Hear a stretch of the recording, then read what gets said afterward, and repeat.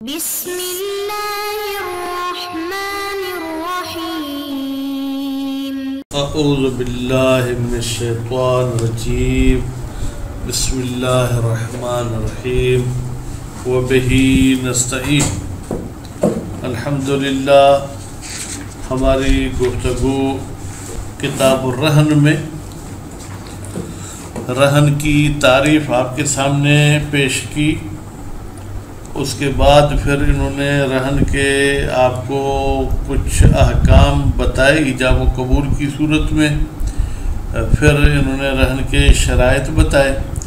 کل آخر میں ایک لفظ قولین کا میں نے پیش کیا، اب اس قولین کی پتہ نہیں وضاحت میں نے صحیح کی یا نہیں کی، تو اس قولین کی وضاحت اس طریقے سے ہے کہ مرتہن کو قبض کے مطالبے کا حق ہو، یا یوں کہیں کہ اس کو مطالبے کے حق کے علاوہ راہن کو مجبور کرنے کا حق نہیں ہے کہ تم مجھے قبض کراؤ، تو یہ قولین کا مطلب تھا۔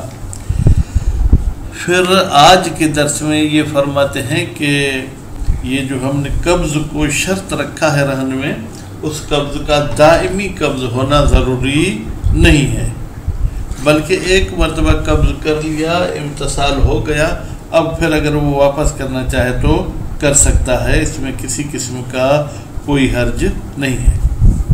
اس کے بعد پھر یہ بات بتاتے ہیں کہ اگر راہن اقرار کرے کہ میں نے رہن قبض کرا دی ہے، تو کیا اس کا یہ اقرار قابل قبول ہے یا نہیں؟ کہتے ہیں بالکل قابل قبول ہے۔ کیوں؟ اس لیے کہ اقرار العقلاء علی انفسہم نافذ یا جائز، ٹھیک ہے، تو یہ بھی عقل مند ہے، جب اقرار کرتا ہے کہ میں نے قبض کرا دیا تو وہ بات مانی جائے گی۔ ایک صورت میں وہ بات نہیں مانیں گے کہ ہمیں یقین ہو کہ یہ جھوٹ بول رہا ہے۔ کس طریقے سے یقین ہوتا ہے؟ مثلا یہ دونوں کراچی میں ہیں، ادھر کتاب میں تو شام اور حجاز کی مثال دی ہے، چلو شام اور حجاز میں ہے کہ شام سے حجاز تک پہنچنے میں گھوڑے پر مثلا 3 دن لگتے ہیں، فرض کرتے ہیں، اور مرتہن بھی شام میں ہے، راہن بھی شام میں ہے۔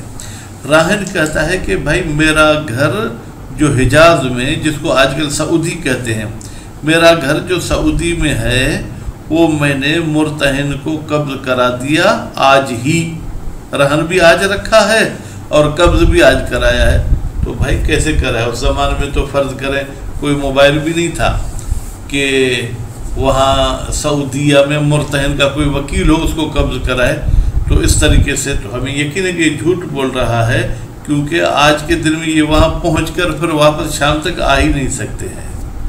اس کے بعد پھر فرماتے ہیں کہ اگر اقرار کے بعد یہ کہے کہ ہم نے تو آپس میں کوئی سیٹنگ کی تھی کہ بس میں ایسے بات کروں گا، تاکہ مثلا کوئی ان کے اور مسائل تھے، فرض کریں راہن کو کوئی تنگ کر رہا تھا کہ مجھے اپنا قرضہ دو، اس کو کہتے بھائی میں نے آج ہی زید سے پیسے لیے ہیں اور میں نے اپنا گھر گروی رکھا ہے اور وہ گھر ان کے حوالے بھی کر دیا ہے، تو آپ پریشان نہیں کریں مجھے، رات کو میں آپ کو قرضہ دے دوں گا۔ اس قسم کی کوئی انہوں نے معاطات اور سیٹنگ کی تھی، تو کہتے پھر کیا ہوگا؟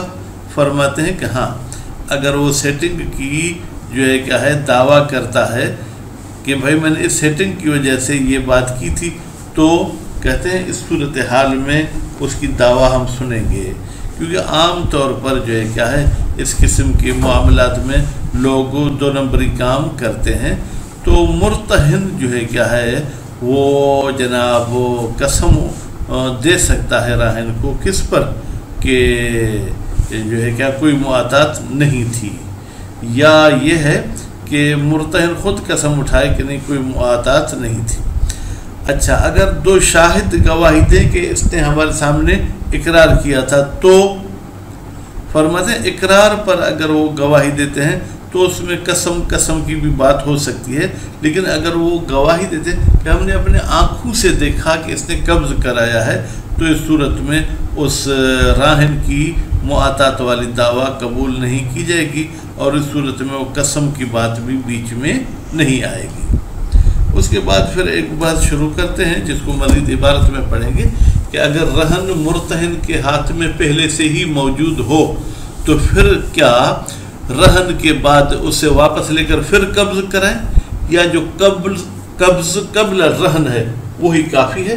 कहते हैं कि ज़ाहिर में वही काफ़ी है। उसमें आया इतना ज़माना गुजर जाए कि 5 मिनट कब्ज़ में लगते हैं, तो 5 मिनट के बाद हम कहें कि रहन कंप्लीट हो गई, या मुज़ी ये ज़मान ज़रूरी नहीं। बाद कहते हैं कि मुझे ज़मान ज़रूरी है। फ़र्ज़ करें कि अभी रहन का अक़्द करते हैं तो अभी हम रहन को पक्का नहीं समझेंगे, बल्कि हम फ़र्ज़ करेंगे कि कब्ज़ करने के लिए 5 मिनट लगते हैं, तो 5 मिनट के बाद इस रहन को हम मज़बूत समझेंगे और इसको हम सही समझेंगे। तो अभी हम चलते हैं जनाब इबारत की तरफ। शर्त नहीं है दवामुल कब्ज़ कि रहन हमेशा के लिए मुर्तहन के पास रहे। क्यों? लिल अस्ल, भाई हम शक करते हैं कि आया दवाम शर्त है या नहीं। असल ये है कि दवाम शर्त नहीं है। बाद तहक्कुक़िल इम्तिसाल बिही, जबकि इम्तिसाल वजूद में आ गया बिही उस कब्ज़ के ज़रिए, जैसे उसने कब्ज़ किया था। फलौ आदहू इल राहन, आद का फ़ाइल मुर्तहन साहब है और हो कि ज़मीर रहन की तरफ जाएगी। अगर मुर्तहन रहन वापस करता है राहन को, फला बास, तो उसमें कोई एतराज़ नहीं है। वह मौज़िउ वफ़ाक़िन, फरमाते हैं ये बात कि भाई दवाम शर्त नहीं है, ये इत्तफ़ाक़ी बात है। व युक़बलो इक़रार राहन, और कबूल किया जाएगा राहन साहब का इकरार। किस बात का? बिल इक़बाज़, कि भाई मैंने तो कब्ज़ करा दी है, क्या रहन। ले उमूम इक़रार उक़ला, इस युक़बलो की दलील क्या है? फरमाते इक़रार उक़ला अला अनफुसिहिम नाफ़िज़ुन, ये हमारे पास दलील है कि ये उमूमियत रखती है, यानी रहन गैर रहन सब में इक़रार कबूल है। इल्ला अन युअलम किज़्बुहु, मगर ये कि हमें मालूम हो जाए कि राहन झूठ बोल रहा है। भाई कोई ऐसी मिसाल, कमा लो काल का फ़ाइल राहन, जैसे राहन कहे रहन तो हूँ, अगर रहन या रहनो, इसे माने बाबे मन यमना उसे रहन तो यौम, भाई मैंने वो चीज़ आज के दिन रहन रखी, या रहन तो हूँ की ज़मीर मुर्तहन की तरफ पलटा दें क्योंकि आगे दार का लफ्ज़ आ रहा है। मैंने मुर्तहन के पास रहन रखा है आज के दिन अपना घर। कौन सा घर? अल्लती बिल हिजाज, वो मेरा घर जो हिजाज में है। वो हुमा बिशाम, वो आपको हालिया ले लें, दर हाली के वो दोनों यानी राहन और मुर्तहन शाम में है। वह अकबज़ तो हूँ यहाँ, रहन भी रखा है और मैंने मुर्तहन को कब्ज़ कराया है, यहाँ वो घर। फला युक़बल, तो ये उसका इकरार काबिल कबूल नहीं होगा। क्यों? लिअन्नहु मुहालुन आदतन, इसलिए कि शाम में होकर घर सऊदी वाला कब्ज़ कराना आदतन आम तौर पर जो कि मुहाल है, मगर ये कि दोनों के पास तय्युल अर्ज़ का इल्म हो। बिनाअन अला एतबार वसूल काबिज़, ये बिना रखते हुए कि काबिज़ का यानी जो कब्ज़ कर रहा है यानी मुर्तहन, उसका पहुँचना ज़रूरी है रहन के पास, या अगर वो नहीं पहुँचता तो ऐसा बंदा पहुँचे मन यकूम मकाम हो, जो उस काबिज़ की जगह पर खड़ा हो। इल रहन का जो है क्या है जनाब, जार मजरूर है, इसका ताल्लुक़ जो है क्या वसूल के साथ है। फिर तहक्कुक़ ही, यानी वहाँ पर पहुँचना ज़रूरी है, फिर तहक्कुक़ ही उस कब्ज़ के मुतहक़्क़िक़ होने में। फलविद्दा बअदल इक़रार बिल कब्ज़, अगर राहन दावा करता है इक़रार बिल कब्ज़ के बाद, किस चीज़ की दावा करते हैं? अल मुआतात, कि हमने तो आपस में सेटिंग की हुई थी, किस पर? अलल इक़रार, कि मैं इक़रार करूँगा, वल इशहाद अलैहि, और मैं जो है जनाब उस इक़रार पर गवाह भी ले आऊँगा। इकामतन लिरस्मिल वसीक़ते, ताकि हम जनाब खड़ा कर सकें कि वसीक़ा वाली रस्म हो गई है। हज़रन मिन तअज़्ज़ुर ज़ालिक, इनको डर है कि अगर ऐसे हमने ये रस्म अदा नहीं की तो फिर मुतअज़्ज़िर हो जाएगी। इज़ा तअख़्ख़र, जब ये कब्ज़ मुतअख़्ख़िर हो या जब ये ٹائم یعنی یہ رہن متأخر ہو الی ان یتحقق القبض یہاں تک کہ قبض متحقق ہو سمعت دعویٰ ہو تو اس راہن صاحب کی دعویٰ سنی جائے گی. کیوں؟ لجریان العادت بذالک اس لیے کہ عام طور پر عرف میں اس قسم کی عادات ہوتی ہیں. مثلا میں ایک اپنے ملک کی مثال دے دوں. ہمارے ہاں اگر کوئی چیز خریدتے ہیں تو اس پہ ٹیکس لگتی ہے، جتنی اس کی قیمت زیادہ ہوگی اتنی ٹیکس زیادہ ہوگی. دو لوگ گھر کا معاملہ کرتے ہیں 1 کروڑ کا، لیکن وہ کاغذوں میں لکھاتے ہیں کہ ہم نے 20 لاکھ میں ایک گھر خریدا تاکہ ٹیکس سے بچ سکے. تو اس قسم کی باتیں کرتے رہتے ہیں.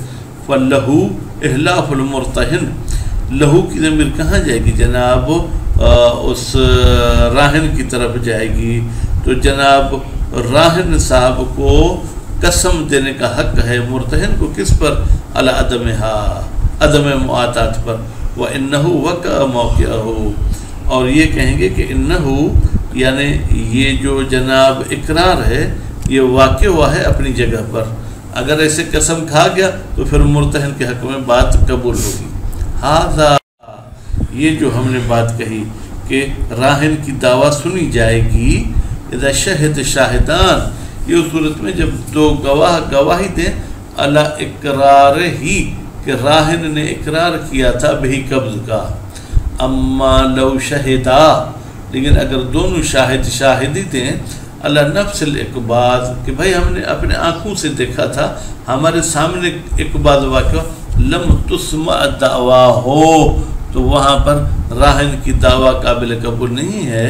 ولم یتوجہ الیمین اور قسم بھی متوجہ نہیں ہوگا مرتہن کی طرف. وَقَذَا اور اسی طریقے سے راہن کی دعویٰ نہیں سنی جائے گی لو شہدا اگر یہ دونوں شاہد گواہی دیتے ہیں علی اقرار ہی بہی کہ راہن نے اقرار کیا تھا قبض کا.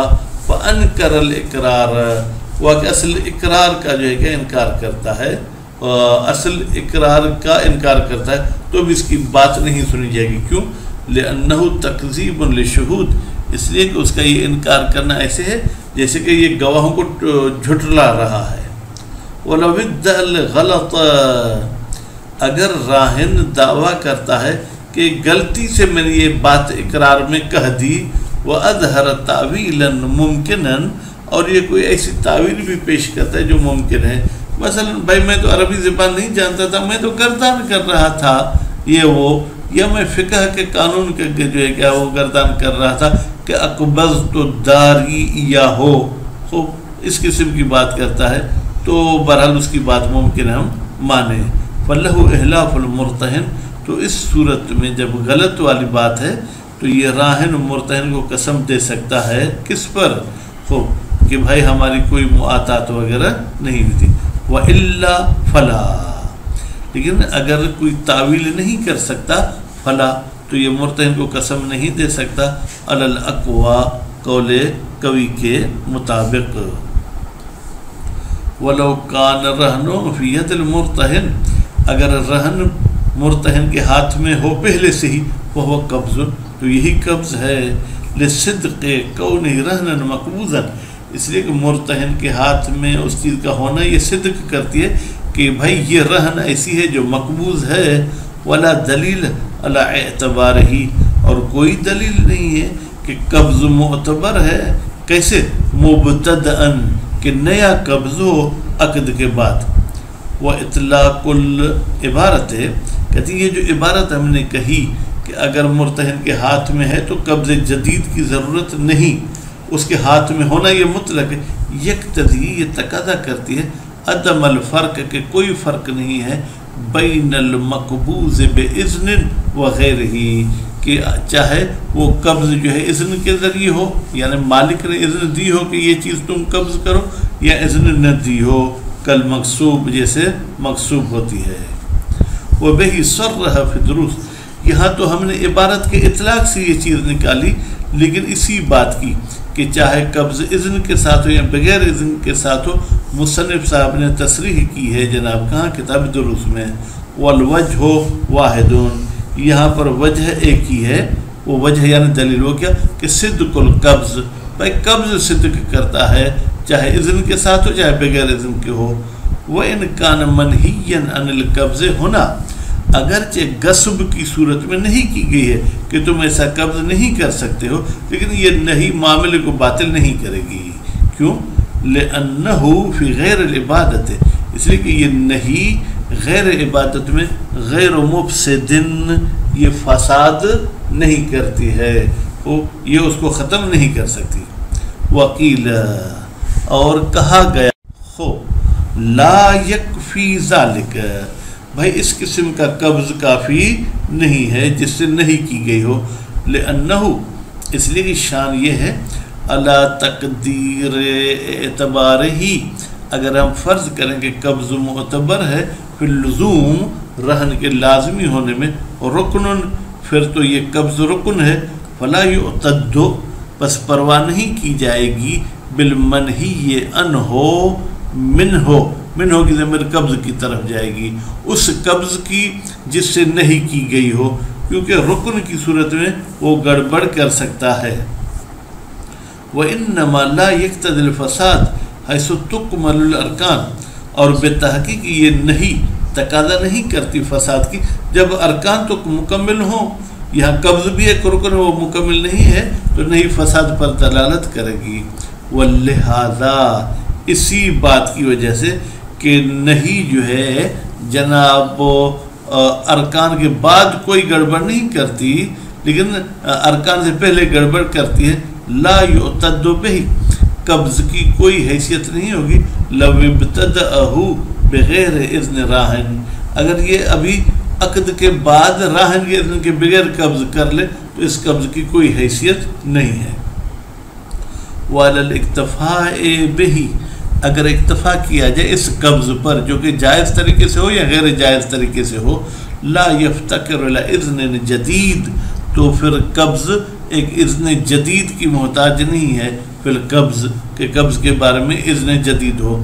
ولا الی مضی زمان، اور اسی طریقے سے زمانے کا گزرنا کہ قبض میں 5 منٹ لگتے ہیں اتنا زمانہ گزر جائے.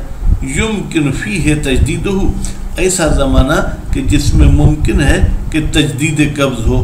لتحقق القبض قبلہ، اس لیے کہ قبض متحقق ہو چکی ہے قبلہ اس زمانے سے پہلے. فاعتبار امر آخر، پھر معتبر سمجھنا کہ اتنا زمانہ گزر جائے تحصیل للحاصل، تو بھائی وہ چیز جو حاصل ہو چکی ہے پھر آپ اس کو حاصل کر رہے ہیں، یہ ٹھیک نہیں ہے. وللاصل، اور ہم شک کرتے ہیں کہ آیا جناب اذن جدید اور مضی زمان شرط ہے، یعنی اصالت العدم کہتی ہے کہ یہ شرط نہیں ہے. بس آج کے درس میں گویا کہ یہ سمجھایا گیا کہ بھائی اگر پہلے سے ہی رہن مرتہن کے ہاتھ میں ہو تو نہ اذن جدید کی ضرورت ہے اور نہ ہی مضی زمان کی شرط ہے. صلی اللہ علیہ محمد و آلہ.